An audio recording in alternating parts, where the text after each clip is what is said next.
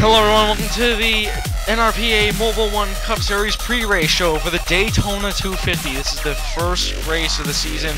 I am Ben Nathan. I'm here with my good friend, Ricky Hawkins, the WRA commentator. What's going on, Ricky? What's up, guys? Well, Daytona 250. It's been, let's see, about a year and a half since NRPA has been going. What do you think is going to happen? What do you think we're going to be seeing here today?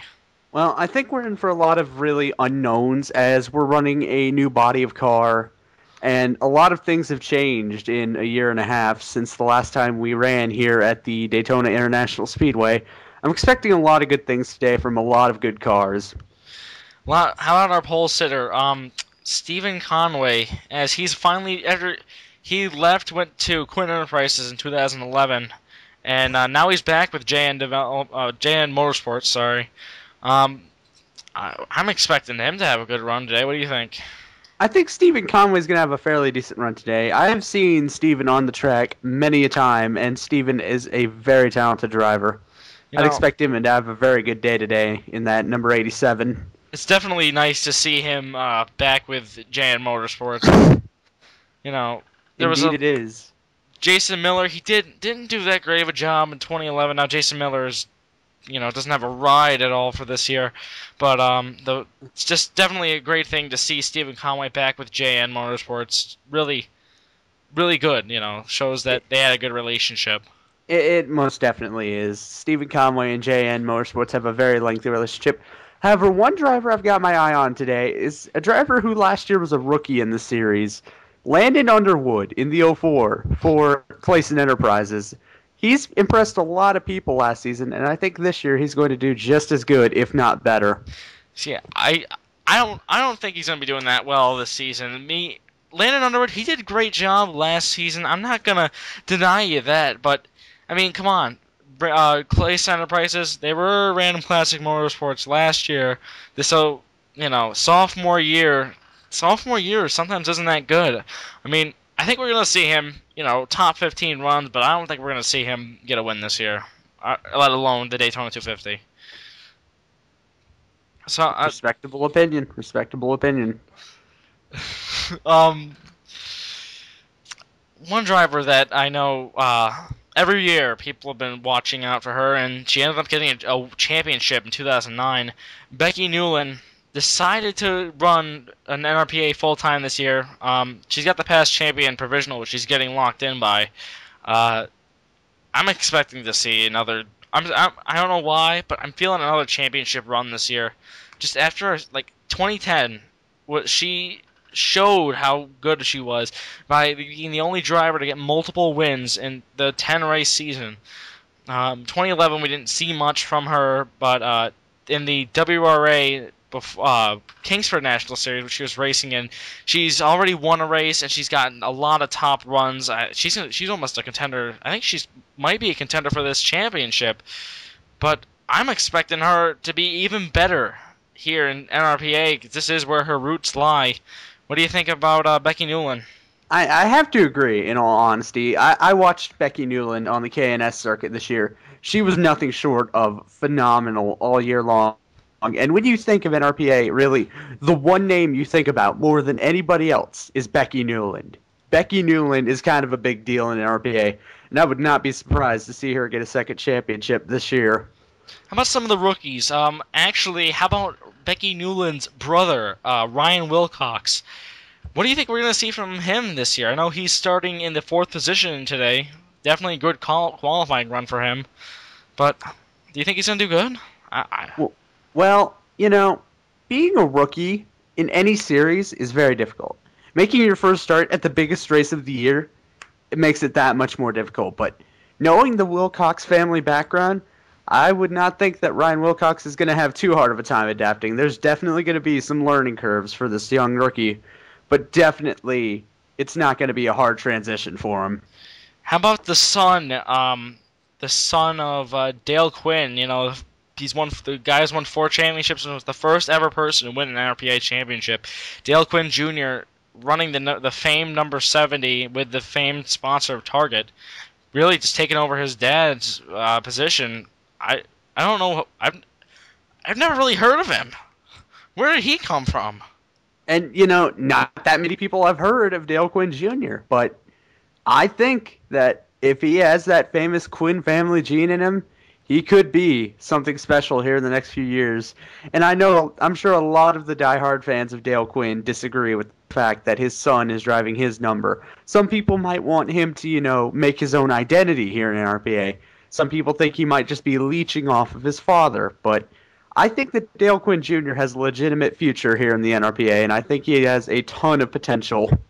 Speaking of taking over his father's number, Hugh Zachary Sr., he drove the number 77 for many years.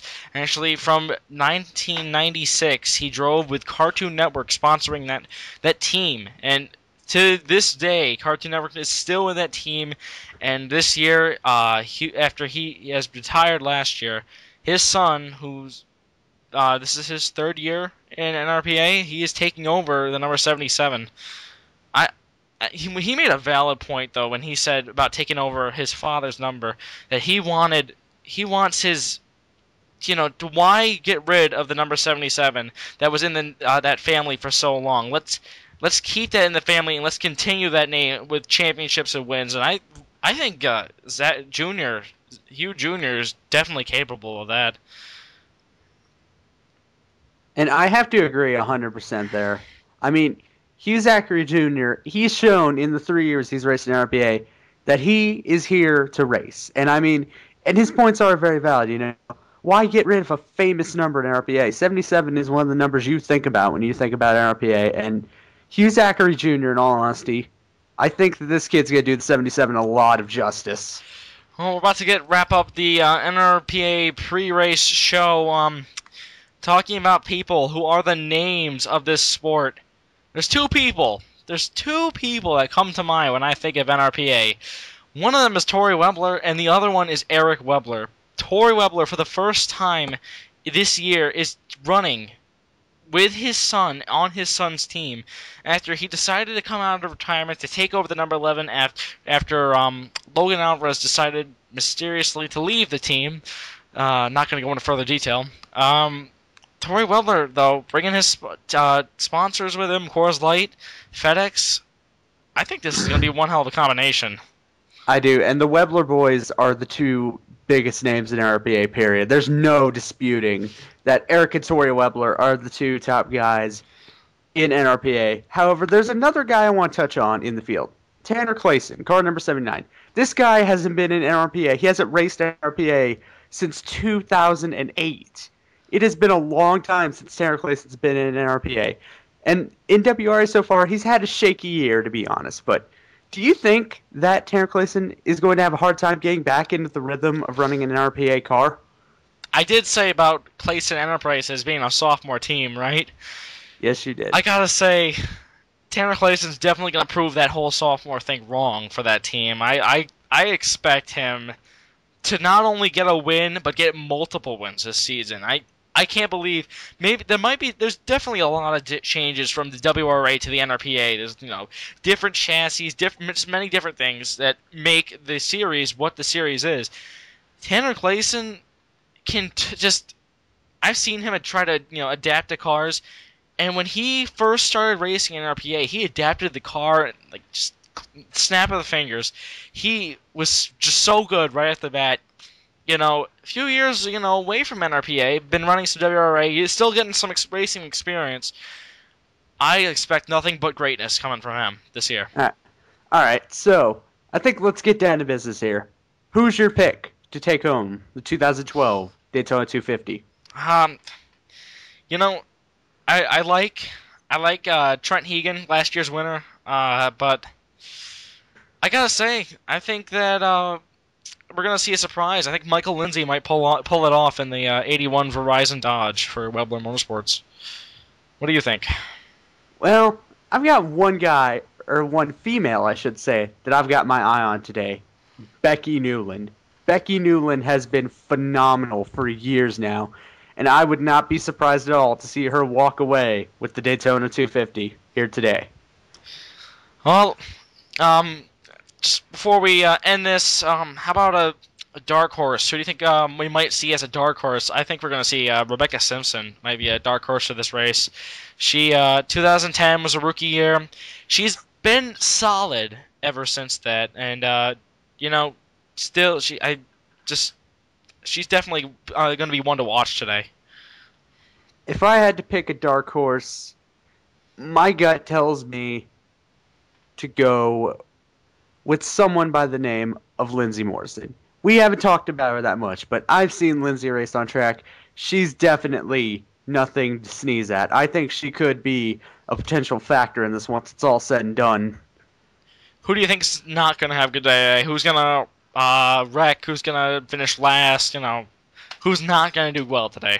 Well, I can guarantee you who's not going to have a good day today. Scott Motorsports. That entire team is just a terribly funded, poorly run operation, truth be told, and See, really, I just don't see anything good coming for them. I know that this is a pre-race show and we're supposed to respect all the people, but Scott Motorsports makes me laugh. Really. Fake laugh for the win, but I gotta say, for who I don't think's gonna have a good day today, I don't think we're gonna see. Yeah, I'm gonna have to agree with you, Scott Motorsports, specifically Hayden Gibbs. Just he had a good ride with a good team last year that didn't really accomplish anything, especially by not making a race. Being the third car entry for Scott Motorsports, out of all the drivers, I think he's definitely going to have the worst luck today, and I don't see him even getting a top 30. And I have to agree. I mean, the only car who I could see remotely accomplishing anything would be the one car that actually has funding, Carl Toledo. Yeah, funding, maybe a funding from a sponsor that came out of nowhere and came from a people who kind of scam. I hate to be that guy. They can sue me all they want, but I'm pretty sure Free Credit Score isn't that gonna be paying that well for this race, no matter Very what true. happens. Very true. Well, that wraps up the pre-race show for the Daytona 250. I'm Ben Nathan. And I'm Ricky Hawkins. Thank you for watching and listening today.